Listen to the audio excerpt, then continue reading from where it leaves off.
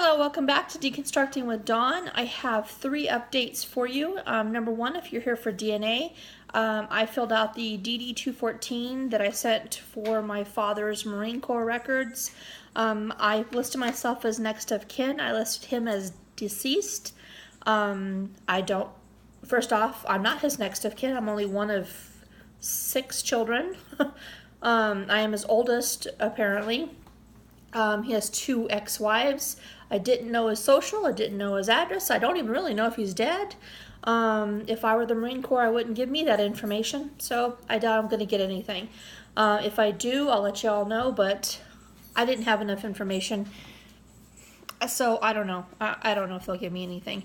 But it was worth a shot. Apparently it takes weeks and weeks and weeks to find out anything. So I'll let you know.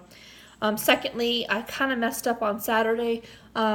We have a huge flood thing going on here in Southern California, and I had taken a picture of a lady that had the same last name as my new family, and the dogs are walking everywhere. And I had posted it on my new aunt's Facebook page and said, "Oh, poor mama, she came out to tour colleges in sunny Southern California and was welcomed by rain." And she's like, "Oh, I wonder if we're related." And I said, "I don't think so. We don't have anybody from that area," and all this. And all of a sudden, all these other family members start liking this. And I know all these names because I'm familiar with them all. They don't know me from Adam, literally. And I was like, oh my God, then it dawned on me. I posted this on her page and not... I posted that on her page, not her messages. So... I felt like blood drain. But anyhow, they have a family reunion coming up in Vegas this weekend, so I think they might be talking about me. Anyhow, so on to the reason why I tried to find my family was because I have a crap ton of medical problems. I have like 5 autoimmune diseases. I have lupus, I have Graves, I have hypercoagulable state, which is a blood clotting disorder. I have diabetes, that's new. I have... What do I have? I wrote it down. I have Crohn's. I have fibromyalgia, which is not, I don't think it's, that's a new thing, by the way. I have 5 small things wrong with my back. And I've had open heart surgery when I was 29. I had cervical cancer, hysterectomy, and I had to have a hysterectomy because I had fibroids. And in addition to cervical cancer, I also had pre-uterine cancer. I had a stroke when I was 29, which caused the open heart surgery because they found I had a hole in my heart, which when they got in there, saw that the lupus had also done some damage to the heart. Anyhow, I have had a whole bunch of stuff wrong with me. But most importantly to me currently is that I was losing my vision. And I attributed it to 2.5 years ago at this particular, well, a little longer now, but I had undergone radiation for Graves' disease. The most common treatment for Graves is I-131 treatment, which is radiation ablation treatment or removal of your thyroid. Graves' disease is an autoimmune disease that causes hyperthyroidism. Most people have hypothyroidism. You would think I would have hypo. I don't. I have hyper. And look at right here. You can see right there. Anyway, I get really red right there. And I don't, somebody was saying that anyway, whatever, doesn't matter. I get sidetracked. Anyhow, so I-131 is the same stuff that Chernobyl blew up over. You take it in a capsule form. They had to have like this radioactive material brought to the hospital in this canister, in this special van, brought it to the hospital, under lock and key, under this canister thing, this inside a canister, in this box. They hand it to your bare hand, with all these gloves. They hand it on your bare hand, you ingest it. Then they have these armed guards with guns, covered in, their radioactive suits, escort you out of the hospital to your vehicle, and they send you on your way. I stayed in a travel trailer for 7 days by myself, no animals, no humans, no nothing, and was fed through a little tray thing in the door like a criminal. And anyhow, I attributed my visual loss because about 6 months to the day after I had that, I started losing my vision. It started peripherally and then centrally. And very commonly when you have that, you get this thing called thyroid eye disease, which normally your eyes bug out, which is, you'll notice a lot of people that have thyroid disease have buggy eyes. That wasn't it. I wasn't getting buggy eyes. So they did like $20,000 in testing, about 10 months of testing, couldn't figure it out. 10 months turned into about 14 months. I finally got to a neurologist. They wanted to do an angiogram, but it was risky because I'd already had a heart attack post Graves' disease, because Graves' disease causes you to have tachycardia, and I ended up having a heart attack from it.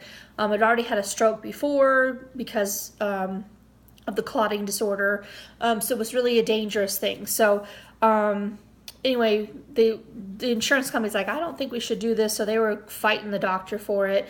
Ultimately broke down to where they sent me to another neurologist. In the meantime, I found my biological aunt on my father's side and asked about their visual, do they have any problems? And yes, she had some weird rare eye disease that only at the time 80 people 30 years ago had it. I don't remember the name of it, but I told the neurologist, and her brother also had some visual thing, but his was more like a glaucoma thing, not at all what I have. I told the new neurologist this, and he's like, no, not either one. Didn't fit either criteria. He started asking all these weird questions that kind of fit into my vertigo that I have. And I've never really paid much attention to vertigo. I have to take a drug twice a day for it. I got it like 3 years ago. I thought I had a brain tumor. Like, I was on the couch for 3 days and I couldn't even lift my head up because I thought it was really bad. But my son also has vertigo, so I knew the symptoms and all that kind of thing. So once I was able to lift my head off the pillow for longer than 3 days, after that 3-day period, I got to the hospital and they diagnosed me and all that kind of stuff, I was fine. I just take the drug and I'm fine. And when he has a bout of it, he takes drug. I have to take the drug twice a day or I'm not okay. He takes it as needed. But so he's asking me all these questions. So I'm like, I'm not here for vertigo. I'm here because I'm losing my vision. And I'm like, this idiot's not listening to me. Another doctor, not. And he's like, no, this is what I think you have. And I'm like, what are you talking? So he tells me he thinks I have PseudoTumorCerebri. And all I hear is tumor cerebri. I'm thinking, oh, Jesus Christ, I have a brain tumor. And then I'm thinking, wait, pseudo, that means not. And so I'm all confused. And he's like, so then he starts to explain it to me. And the way to diagnose it is they have to do a lumbar tap. And if it has too much pressure in it, and basically your brain thinks it has a brain tumor. It has all the reactions of a brain tumor. And it's from the pressure of too much water in the brain. And the way to get it is by having a lumbar tap.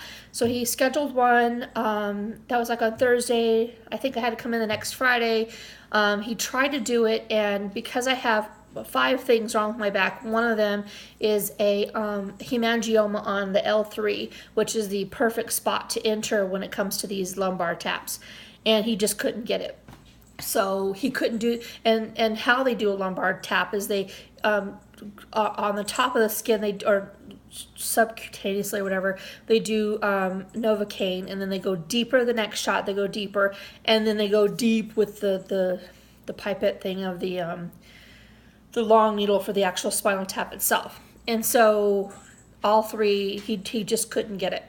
So then he said I had to come back to radiology at the hospital, and they had to do it under live radiology, live camera basically, to guide them to the right spot, because they were going to have to go to a different area other than the good spot, because they couldn't use that because the blood clot that I have on my spine.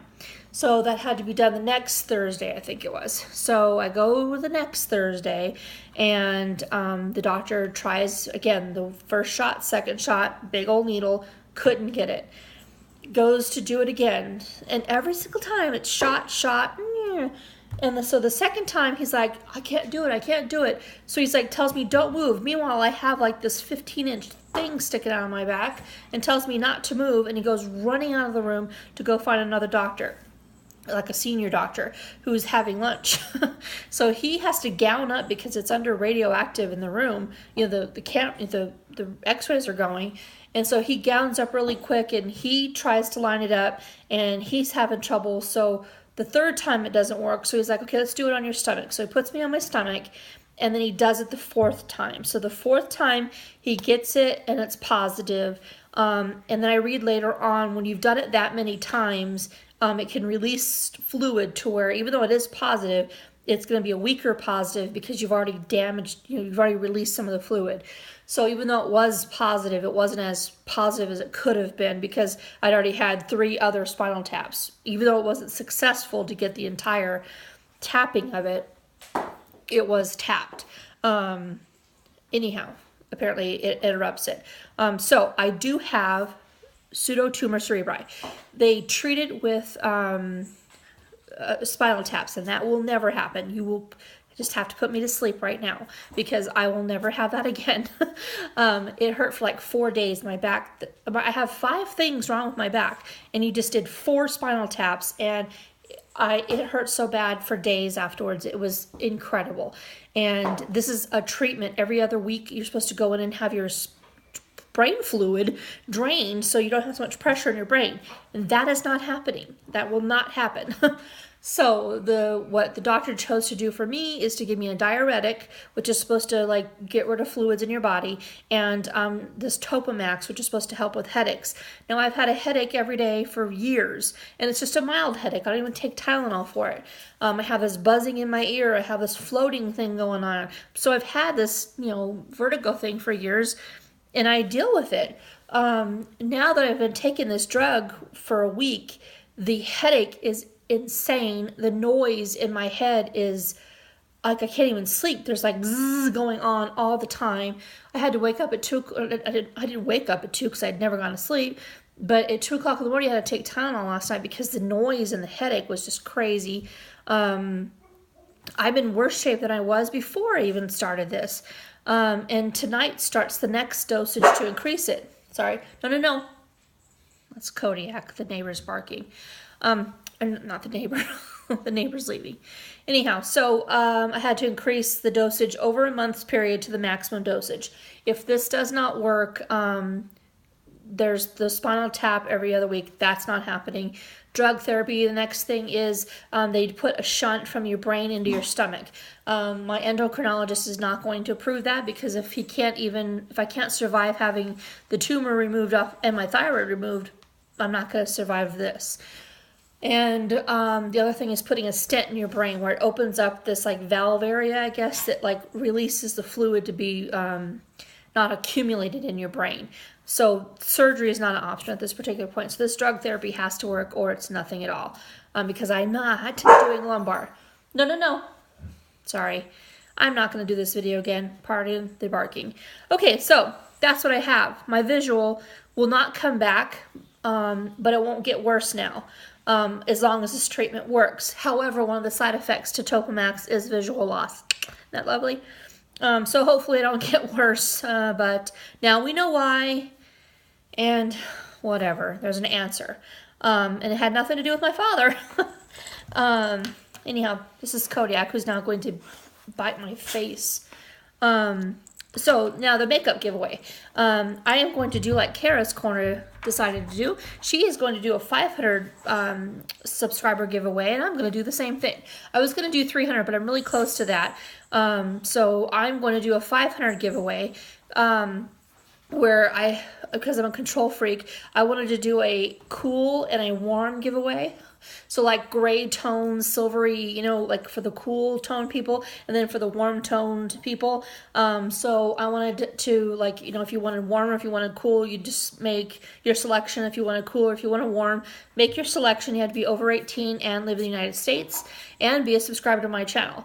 Those are just the only rules. And so there's going to be 2 winners. So, follow me, subscribe, and I will be picking a winner when I hit 500. 2 winners, actually, the cool and the warm. And so let your friends know to subscribe so we can get up to 500. And if you don't like it afterwards, unsubscribe. Anyway, thank you so much for watching, and I will keep you updated on the other stuff. Thanks so much.